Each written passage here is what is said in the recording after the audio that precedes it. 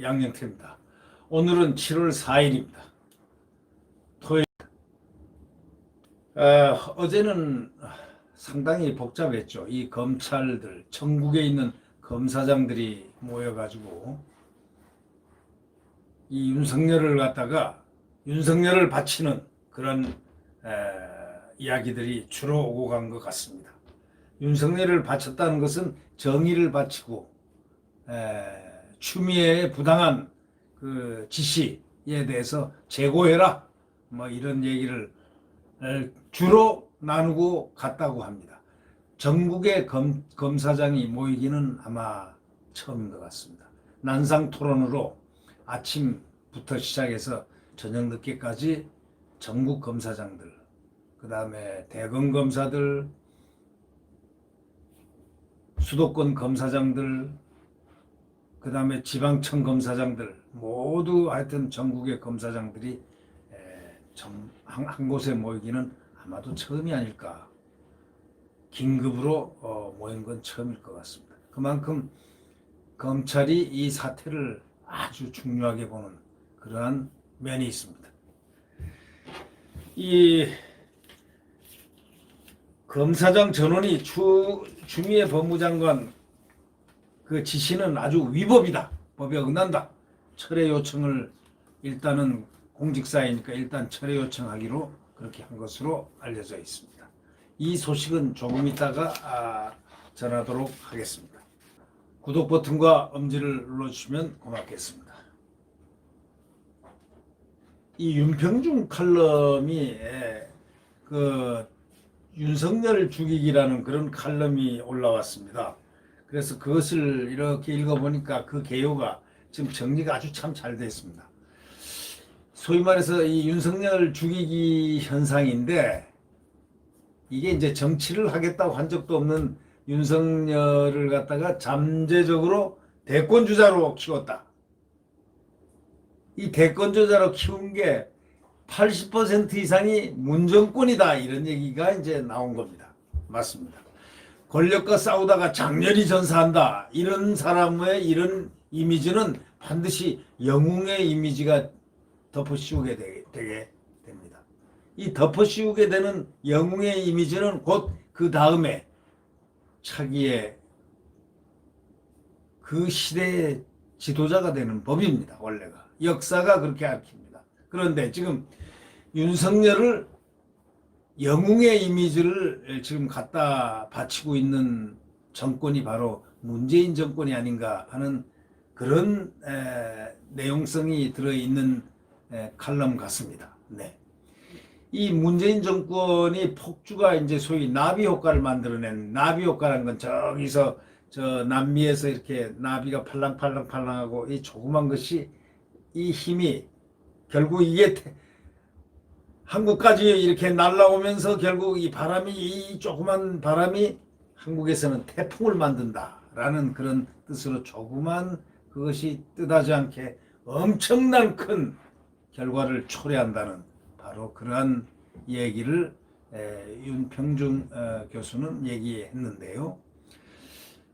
문정권 폭주가 나비 효과라 이겁니다. 그 폭주 효과가 바로 이 윤석열을 갖다가 영웅으로 만드는 그런 모티브, 소위 동기를 부여한 거 아니냐, 이렇게 생각해 봅니다.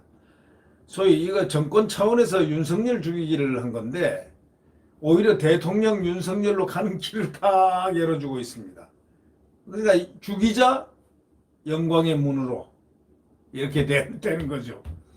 그 우리가 며칠 전에 그 리얼메타 여론조사를 봤지 않습니까? 그걸 봤는데 거기서 3위를 했지 않습니까?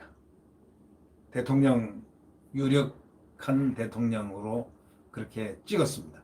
근데 이낙연 후보가 30.8% 나오고, 뭐 이재명 지사가 15.6% 나오고, 그 다음에 뒤를 이어가지고 윤석열 10점 몇 %가 나왔죠.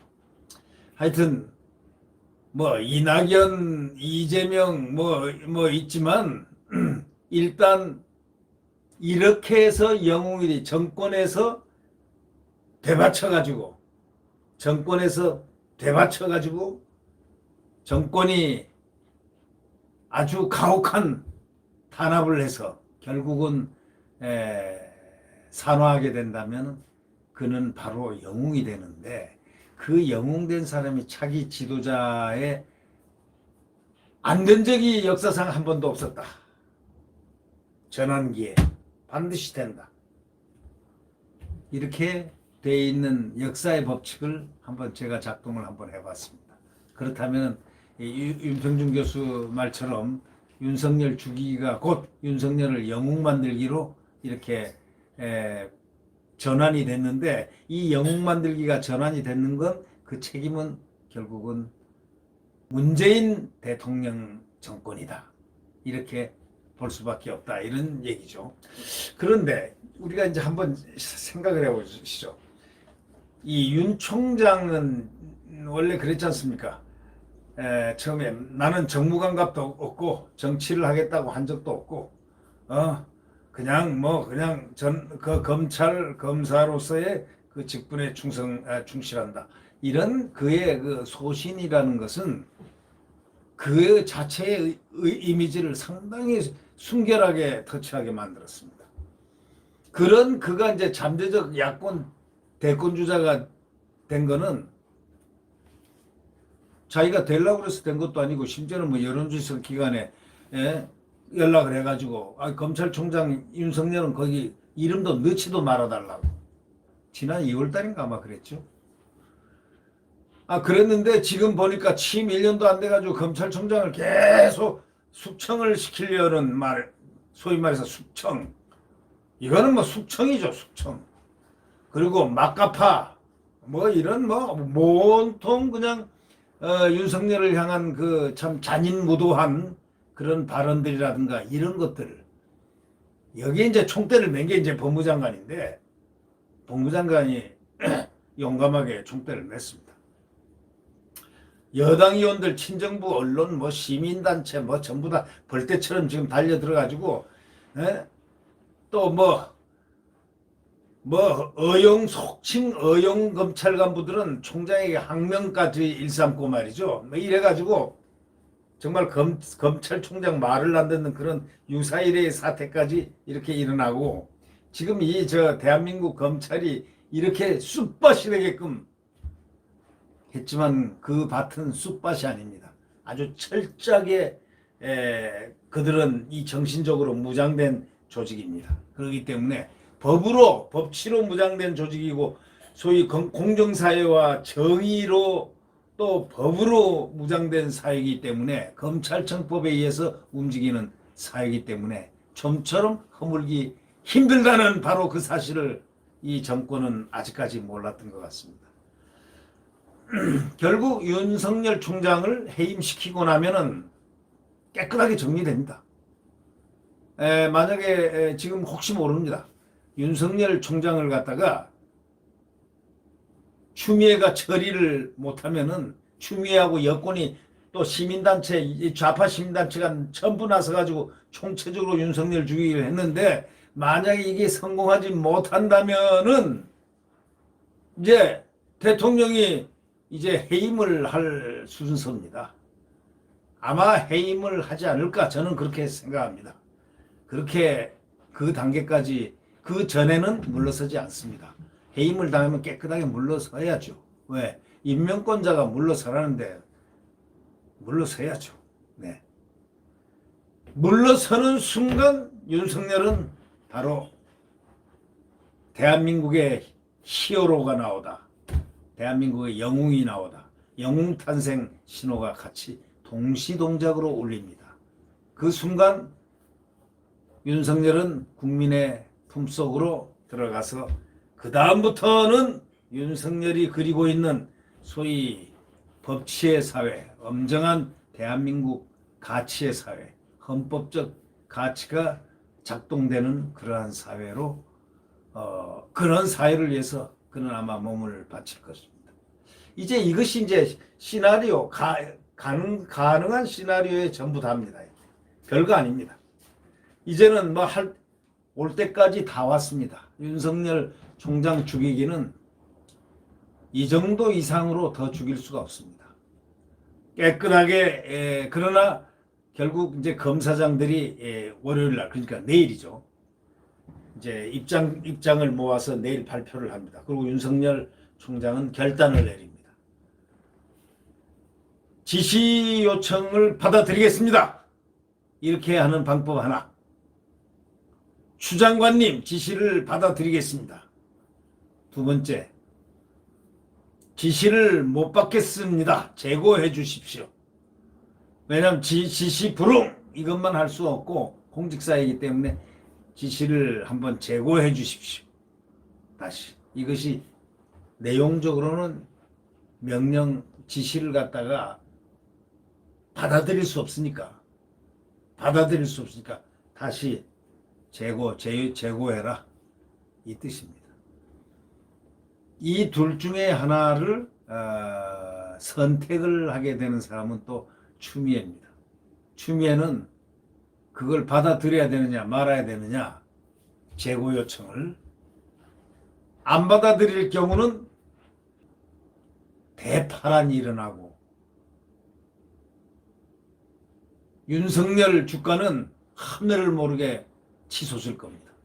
그리고 윤석열의 운명은 흔들리기 시작하지만 그 운명은 친정부의 손에 달린 게 아니고 이제는 하늘에 달려있다. 바로 이 점이 중요한 거죠.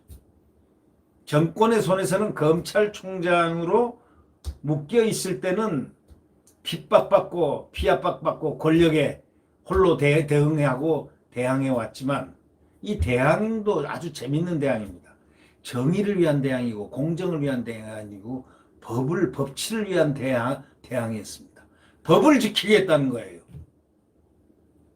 검찰이 잘못한 게 하나도 없는 거예요. 지금 검찰이 아무것도 잘못한 게 없는 거예요. 대한민국 헌법을 지키겠다고 그러고 법과 원칙대로 가면서 국민을 바라보고 가겠다는 그걸 그대로 지켜버린 겁니다. 거기서 수많은 핍박을 받은 겁니다. 그래서 거기서 윤석열 검찰총장은 우뚝 섰습니다. 왜? 그는 잠을 많이 못 잤을 겁니다. 아마 불면의 밤, 많은 고뇌의 밤, 많은 번민의 밤, 많은 고통의 밤, 그를 덮쳤을 겁니다. 그래도 그는 묵묵히 가고 있습니다. 바로 그것이 그를 소위 당금질을 해서 더 이렇게 크게 만드는 성숙시키는 그 단계로 접어든 거 아닌가 저는 그렇게 생각합니다. 이 특수부 검사 출신 윤 총장 아닙니까? 청와대 비리도 성역 없이 수사하라 라는 문 대통령 그 빈말인지도 모르고 그게 말이죠. 대통령이 한 말이 바른 말, 그 당시는 아마 윤 총장이 그랬을 겁니다. 그래도 반듯하게 나한테 정의를 이렇게 수행하라고 얘기해 주시는구나 하고 생각했을 겁니다.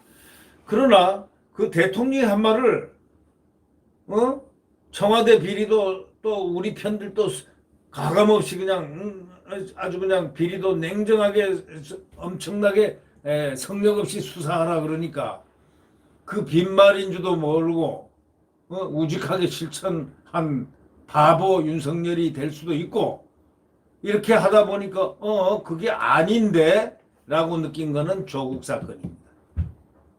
아니 그때하고 말이 다르잖아요. 다를 정도가 아니죠. 그때 윤석열이 멈추느냐 안 멈추느냐인데 윤석열은 그때 딱 알아채린 겁니다. 아니구나, 거짓말이구나, 속았구나 딱 아는 겁니다. 그 말이 빈말이었구나 하고 그대로 자기 가치대로 밀고 나온 이 세월 지난 7월 말이죠. 26일인가 아마 부임했을 겁니다. 그러면은 지금 이 양반은 지금 7월 달 됐으니까 거의 1년 동안 그러니까 조국 사건은 8월 말부터 시작됐으니까 9월 달에 시작했다고 치더라도 10개월 정도를 얼마나 많은 고통과 고초와 이 국가 권력이 주는 그런 보이지 않는 이 소위 고통이라든가 멍에는 보통 견디기 힘듭니다. 이 윤석열은 그래서 대단하다고 합니다. 윤석열의 의지가 대단하고 윤석열의 가치가 대단하다고 그래서 그러는 겁니다. 결국 저는 이런 생각을 합니다. 결국 그는 바로 문재인의 후계자가 될 가능성이 제일 높다. 문재인 대통령의 후계자가 될 가능성이 제일 높다. 그런 생각을 해봅니다. 물론 이념과 뭔가 달라도 문재인 대통령의 후계자가 된다는 것은 진짜 문재인 대통령의 후계자란 뜻이 아니고 문재인 다음에 문재인을 소위 전직 대통령으로 하는 현직 대통령이 되지 않을까 하는 그런 느낌이 지금 들고 있다. 지금 전방위적으로 국민들의 마음이 그쪽으로 가고 흔들리고 있다. 왜 흔들리느냐? 그것이 바로 문정권이 만들고 추미애가 그것을 만들고 있다. 추미애는 앞에 전이되다. 이런 생각들을 갖고 있습니다. 대리전을 치른다.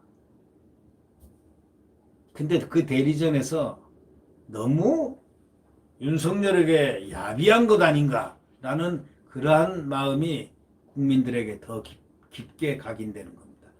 윤석열에게 너무 야비하게 이렇게 고통 주는 거 아닌가? 이 권력이 이래서 되느냐?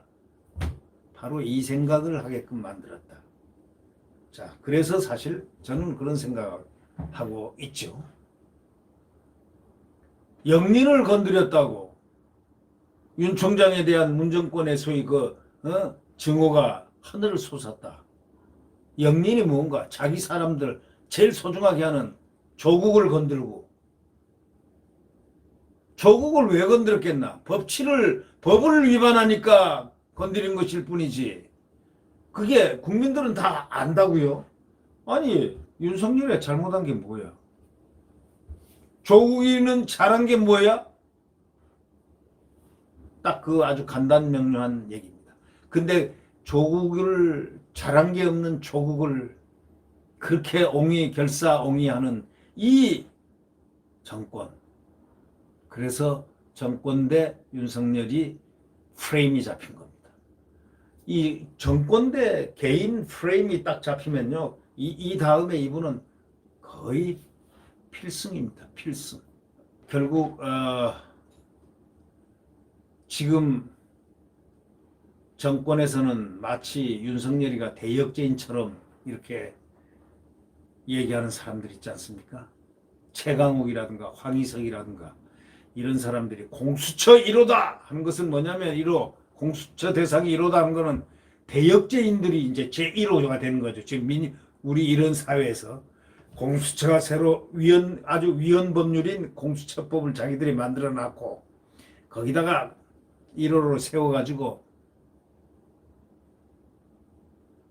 처벌하겠다는 거 아닙니까? 처벌이 아니고 처단하겠다는 거죠.